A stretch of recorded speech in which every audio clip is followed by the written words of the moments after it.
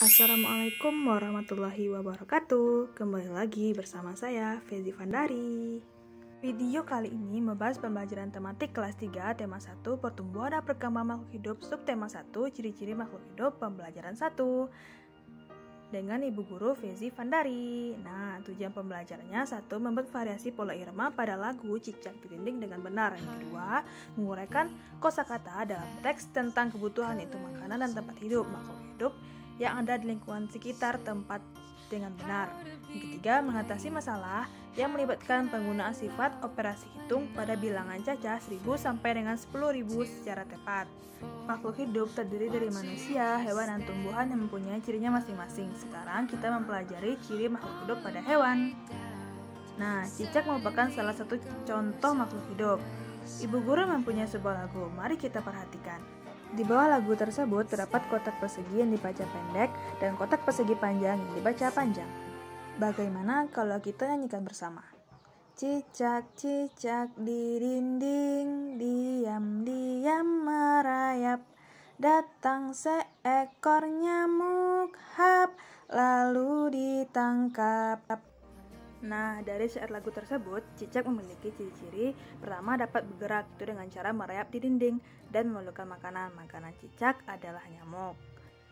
Ikan juga termasuk makhluk hidup. Ikan dan cicak memiliki perbedaan dan beberapa persamaan.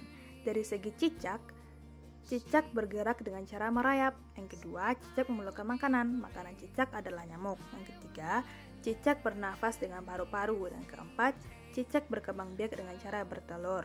Nah, dari segi ikan bergerak dengan cara berenang. Yang kedua, ikan berenang menggunakan sirip dan ekornya digunakan untuk membelokkan arah saat berenang.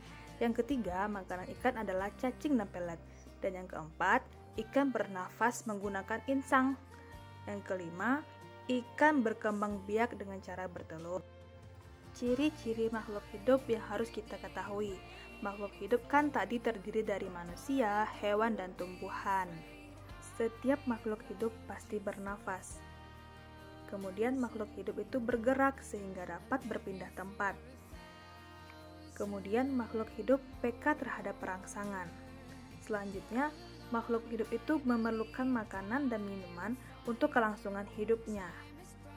Selanjutnya, makhluk hidup itu tumbuh seperti manusia. Ketika bayi, tubuhnya kecil, lalu berangsur-angsur tumbuh menjadi besar. Selanjutnya, makhluk hidup itu berkembang biak seperti manusia, berkembang biak dengan cara melahirkan. Ikan dan cicak tadi berkembang biak dengan cara bertelur. Seperti ikan mas yang sekali bertelur dapat menghasilkan lebih dari 1000 butir telur. Tapi ingat ya, telurnya tidak seperti telur ayam. Telurnya itu kecil-kecil sehingga bisa banyak nih telur ikan mas ini. Tahukah kamu bagaimana cara menuliskan bilangan 1000? Ya, benar sekali. 1000 nolnya ada 3. Kemudian 100 nolnya ada 2. Kemudian 10 nolnya ada 1. Selanjutnya kita akan belajar tentang membaca dan menulis bilangan. Dibaca 1000, dibaca 5600, dibaca 7430, dibaca 10.000. Selanjutnya itu mengurutkan bilangan dari yang terkecil hingga yang terbesar dan sebaliknya. Sebagai contoh, 1000, 2000, 3000, titik-titik, dan 5000. Isi titik-titik tersebut adalah, ya, benar sekali. Ada 1000, 2000, 3000, kemudian ada 4000 dan 5000.